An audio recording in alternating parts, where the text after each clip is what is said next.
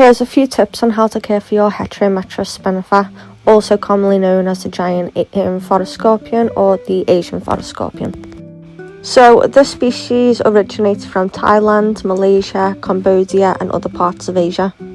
They can reach up to 12 to 16 centimetres as an adult.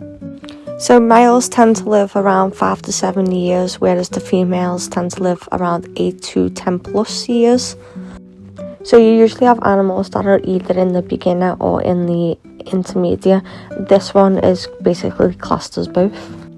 Now there's actually many reasons for this, and we're going to go in with why they are intermediate first.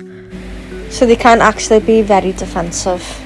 They are known to stand the ground and they will use its stinger if it needs to. They do have very powerful pincers as well, so when they pinch you it does hurt. This species also needs humidity to be able to molt, so humidity is a very important factor of being able to care for this species. You need to be able to understand it and know what you're actually doing. And just like the tarantulas as well, they're also not recommended for handling. Like you see in most videos, I do handle it. I just kind of go off its behaviour before I pick it up. So if it's in a defensive mood or if it's hungry, I'll leave it be. Now, reasons why they are also in the beginner category as well.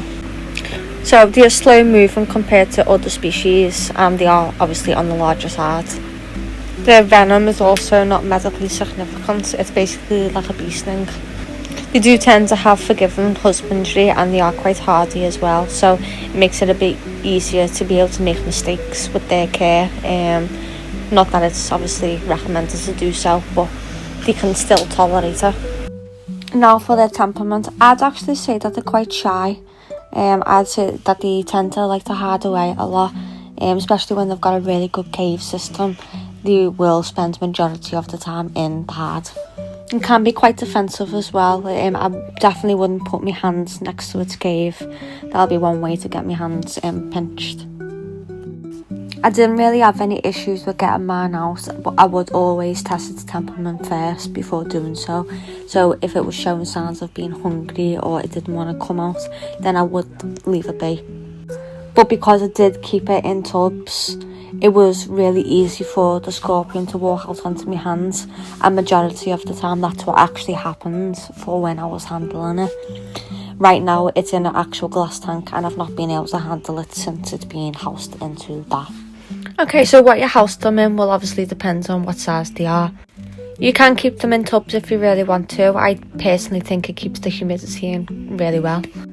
It's just not really the best visually to look at. So yeah, there's many places out there that sell tubs with already ventilated holes inside, or you can just get one from Asda, Amazon, whatever really. But the size needs to be, for a juvenile, 15 by 15 by 15 centimetres.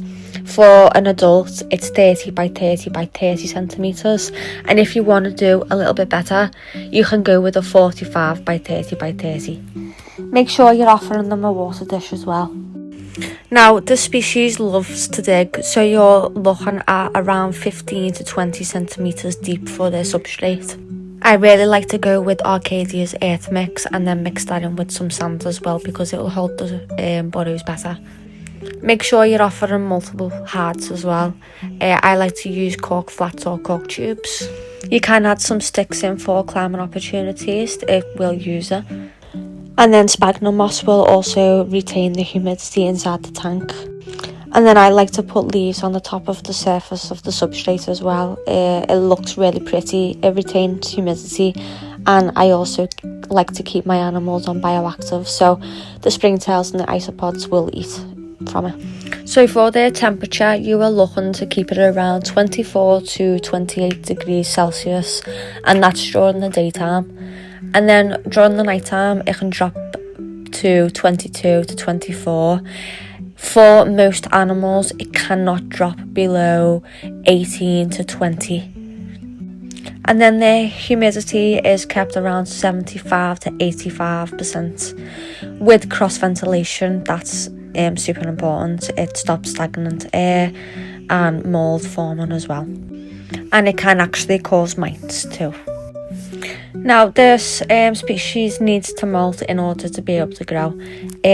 So you need to wait 17 to 14 days after it's molted before you can start feeding it again. The molting signs that you typically need to look out for is refusing food, becoming inactive, more time hidden, and then also swollen appearance. And as you can see, they actually walk out of their exoskeleton, which I think is very, very fascinating. Now, mine really enjoys having dubia roaches. I do offer it occasional Mario worms and mealworms. Mario worms more often because it's getting a bit bigger now. But they are kind of a bit annoying to feed because most of the time they burrow straight away. You can also offer it crickets as well, red runners, hissing cockroaches if you really wanted to, waxworms. So yeah, there's a few little bits and bobs that you can offer it for a varied diet because that's incredibly important. So you'll be feeding your juveniles every 5 to 7 days, and then you'll be feeding your adults every 7 to 14 days, but you will just go off how big it looks. I've pretty much went into everything that you'd need to be able to care for them. Make sure that you still do your own research as well, that's always important.